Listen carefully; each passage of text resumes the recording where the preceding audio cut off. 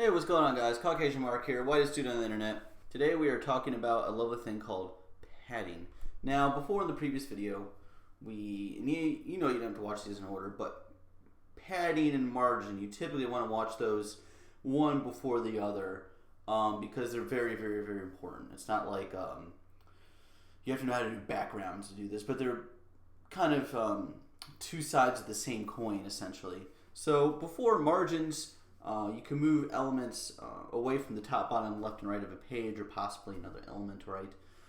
With padding, you kind of give, or you do give, the element in hand that's being given the property more size. What does that mean? Well, let me just show you. So I have the border on here because border is important.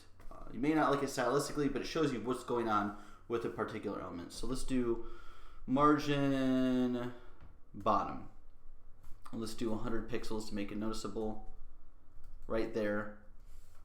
Refresh. Oh, wrong thing. Refresh right here.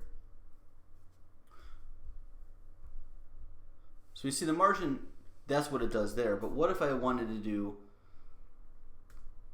padding bottom? I wish it would read that and realize I wanted something different. So let's save that, come down here, and you can see that the element itself has gotten bigger. It's not saying move me away from or towards, it's saying make me this much bigger, right?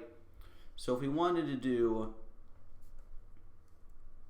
something along the lines here, say padding top, we could do another 100 pixels just fine. No one's going to have any issues. Come down here and we can see that the padding, the space below here and the space above here, is 100 pixels in addition to whatever base padding it had before, whether it was fractional, none, doesn't matter. So that's a nice way to say I want this element to have this much space when I'm entering it because, well, that's what's important to me, right? And we could do it with the left and the rights here. We could do, let's do 20 pixels there, and padding right 20 pixels. Let's see how this looks at the end of the day. And you don't have a whole lot of space here. Let's just add, let's do 100 all the way around, right?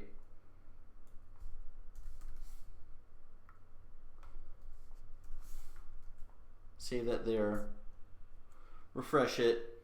I mean, you don't really have that much space to go, but say this whole element is only taking up this side of the page, you can increase this padding to move on out. Now, let's just say you want to do, the top, right, bottom, and left. How do you do that?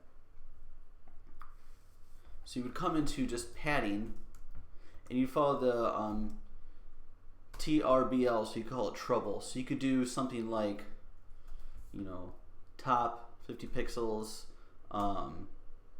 0 pixels on the right, the bottom you want 100 pixels, and then the left you want 0 pixels because it just doesn't matter for this. You come down into here, refresh it, and you would see, in fact, there's 50 pixels on top, which this is the top.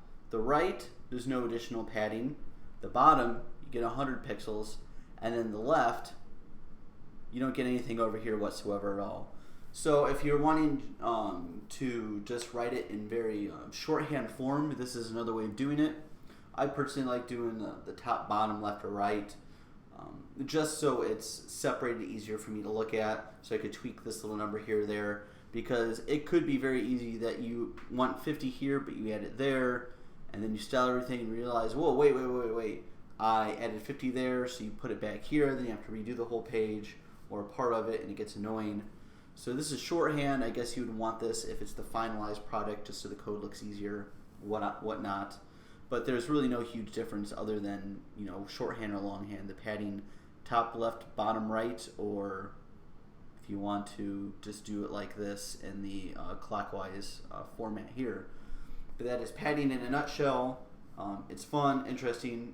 All the kids love it. Caucasian Mark, like, share, subscribe, contribute. Give me all those thumbs up. Make 1 million accounts. Give me 1 million thumbs up. Whatever. I will see you in the next epically sexy video. Peace out.